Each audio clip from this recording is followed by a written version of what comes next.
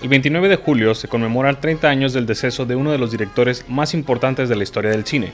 Luis Buñuel es celebrado en el marco de su muerte, con la proyección de sus películas y la reapertura de la Casa Buñuel. Para hablar más allá de la persona detrás de la silla del director, se buscó a dos cineastas que tuvieron distintas maneras de conocer a Luis Buñuel.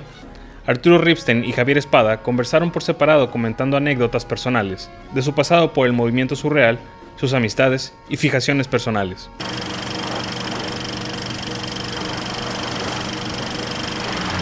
Está todo dicho, todo lo que tiene que decir de Buñuel lo dice, pero entonces sería interesante conversarlo con alguien que lo sepa, ¿no?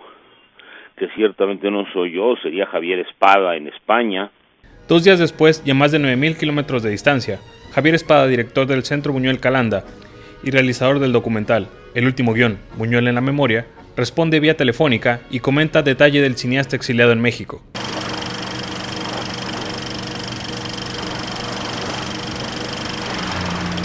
Él nace en una familia burguesa que tiene bastante dinero. Su padre ha estado en Cuba durante unos 25 años y ha regresado de allí con una fortuna a Calanda. Él tiene unos más de 40 años, creo recordar, y se casa con una joven de 17 años.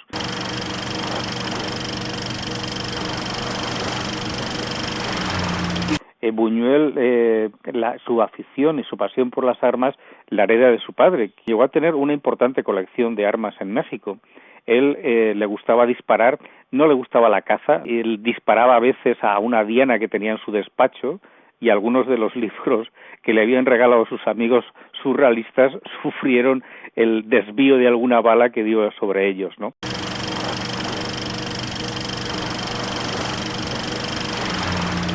Antes de que André Breton fundara el movimiento surrealista, ellos ya veían el mundo, englobando esos elementos que se reivindican desde el surrealismo, desde las pulsiones sexuales hasta el mundo de los sueños, por ejemplo. Y eso ya estaba presente tanto en Buñuel como en Dalí, y eso explica esa gran amistad que hubo entre ellos.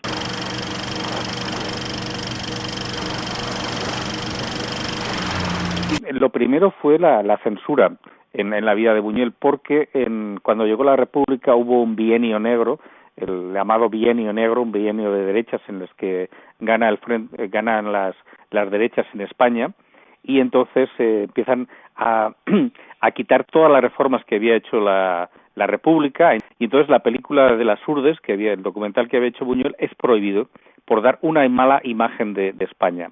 Cuando Buñuel está exiliado en Estados Unidos, trabajando en el MoMA de Nueva York, y entonces Salvador Dalí publica Mi vida secreta, un libro de memorias, en el que,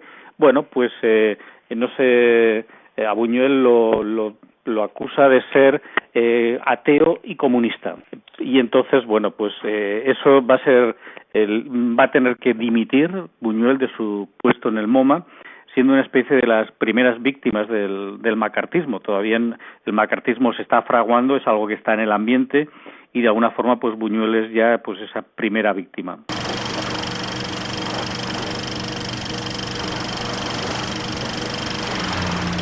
A Buñuel le proponen hacer una película basada en una obra de Federico García Lorca, que se iba a rodar en Europa. Entonces Buñuel hace escala en México para regresar a Europa para ponerse al frente de ese proyecto, pero al llegar a México les comunican que ya el productor no tiene los derechos, que los herederos de Lorca los han vendido a otra productora, con lo cual Buñuel se encuentra en México sin trabajo, y entonces como no tiene, él intenta que le den un trabajo, le permiten hacer un musical de lo desesperado, entre comillas, que estaba Buñuel por trabajar, y rueda Gran Casino con Jorge Negrete y Libertad Lamarque, que es un gran fracaso, que le va a estar 2 años sin poder trabajar, pero al cabo de 2 años va a comenzar otra vez poco a poco a ir desarrollando una carrera en la que pronto podrá hacer una película personal como Los Olvidados.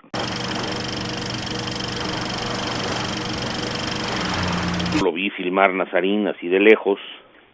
Luego le pedí permiso, como un montón de otros directores, de poderlo ver en el rodaje. No había escuela de cine cuando yo empecé. Y lo visité cuando estaba haciendo Simón del Desierto, y lo visité cuando estaba haciendo Tristana en España. y pues nos veíamos con una cierta regularidad. Era lo suficientemente generoso como para permitirme el acceso a su casa y cocinaba una espléndida paella.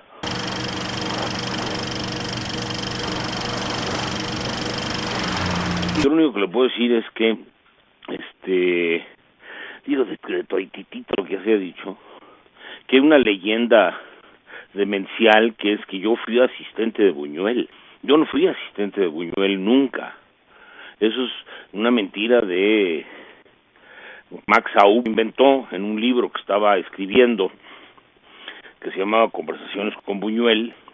Aub inventó que yo había sido su asistente.